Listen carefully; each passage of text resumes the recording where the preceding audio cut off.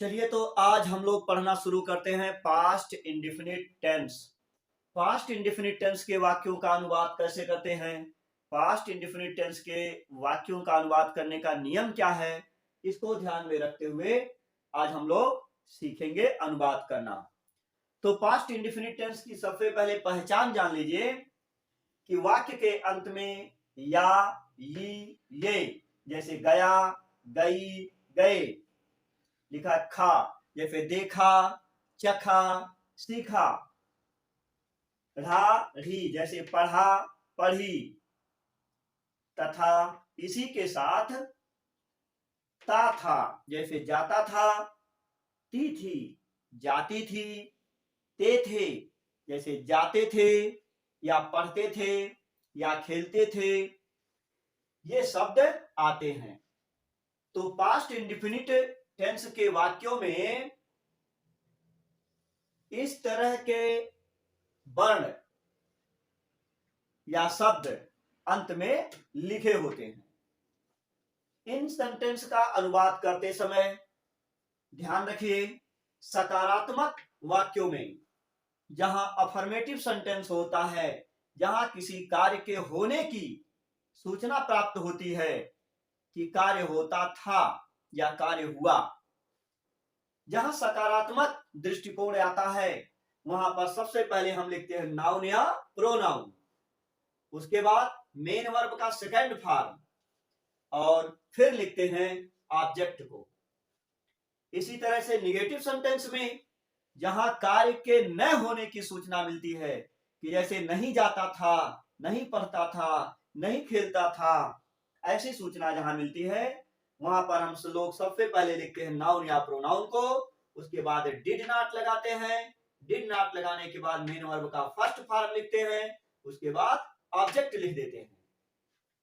अब नंबर आता है प्रश्नात्मक वाक्यों का, इंट्रोगेटिव सेंटेंस का, जिसमें प्रश्न पूछा जाता है।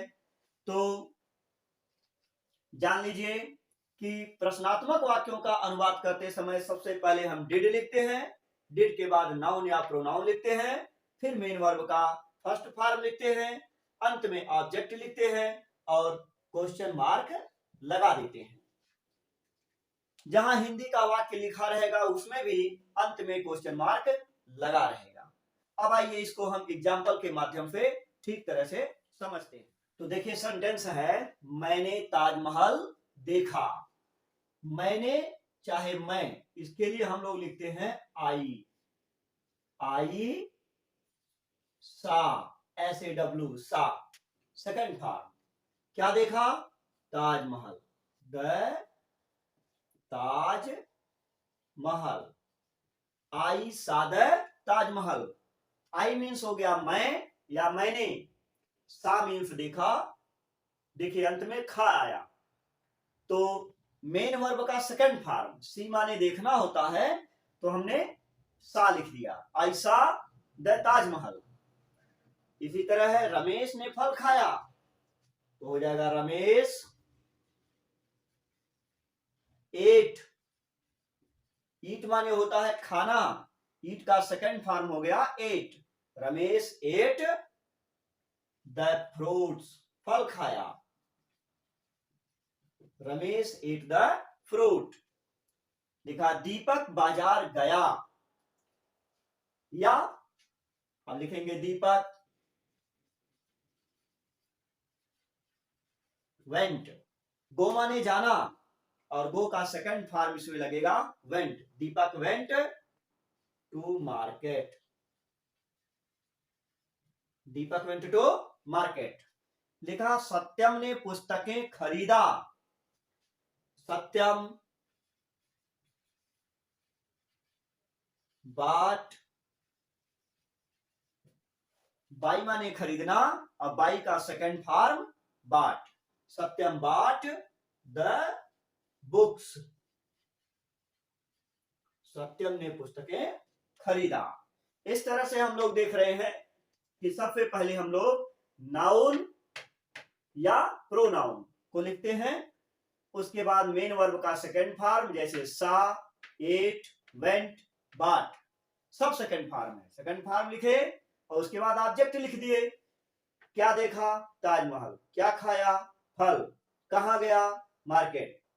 क्या खरीदा? पुस्तक। तो इस तरह से कॉम्प्लीमेंट लिख दिया जाता है, सेंटेंस पूरा हो जाता है। अब आइए आगे देखते हैं। तो क्वेश्चन है, शिल्पा पुस्तकें बेचती थी। Shilpa sold the books. बेचती थी, पास्ट इंडेफिनिट। अफर्मेटिव, बेचने का second form sold. First form sell होता है, सेकंड फॉर्म सोल्ड। तो होगा Shilpa sold the books. Sonam कहानियां पढ़ती थी। Sonam read the stories. मैं कहानियां नहीं लिखता था। ध्यान रखिए, यहां पे निगेटिव आ गया, मैं कहानियां नहीं लिखता था। आई डिड नॉट राइट।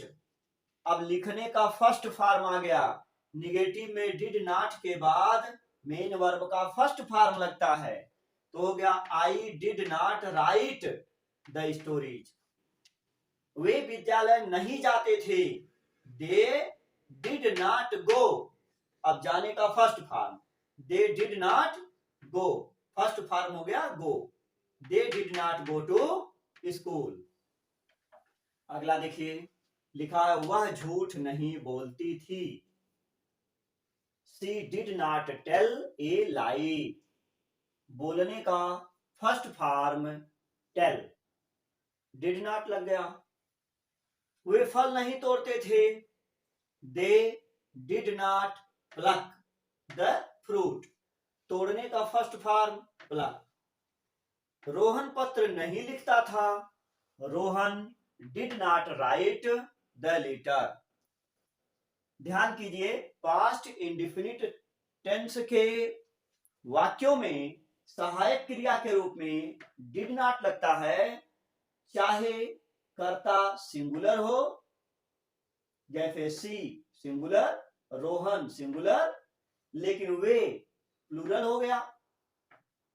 कर्ता चाहे सिंगुलर हो चाहे प्लूरल हो, सहायक क्रिया डिड ही लगती है। डिड के अतिरिक्त पास्ट इंडेफिनिट में अन्य कोई सहायक क्रिया नहीं लगती है।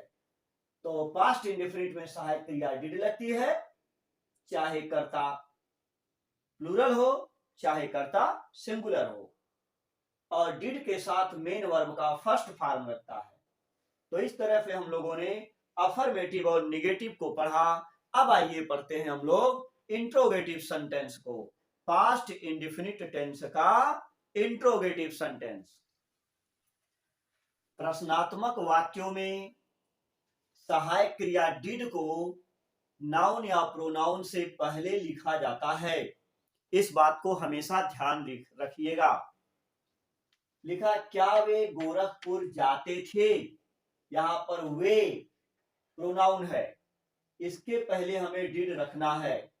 वे की इंग्लिश होती है दे, तो दे से पहले लाना है डिड, क्योंकि ये है क्वेश्चन मार्क, प्रश्नात्मक वाक्य। तो क्या वे गोरखपुर जाते थे, इसका हो जाएगा did they go to Gorakhpur और क्वेश्चन मार्क। क्या तुम फुटबॉल खेलते थे, तो हो जाएगा डिड यू प्ले।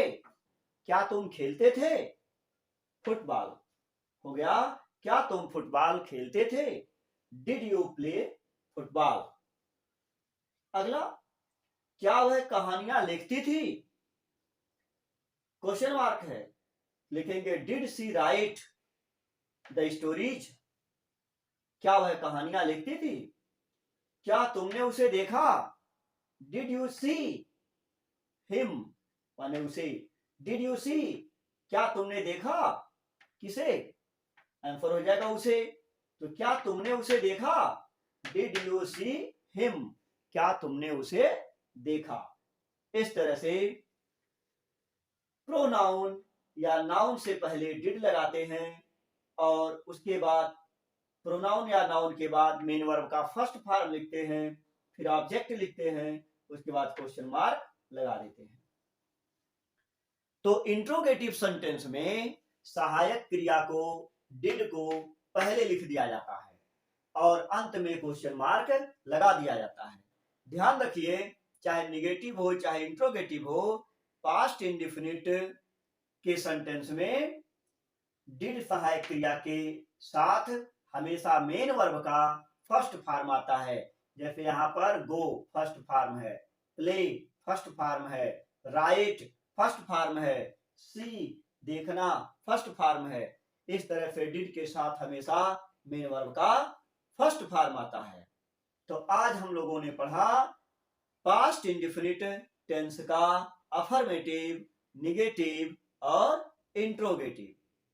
अब अगले वीडियो में मिलते हैं पास्ट कंटीन्यूअस टेंस के साथ। तब तक के लिए धन्यवाद। ध्यानपूर्वक पढ़ाई कीजिए, जिसको आपको अच्छी तरह से नॉलेज हो और ट्रांसलेशन आपको ठीक तरह से समझ में आए।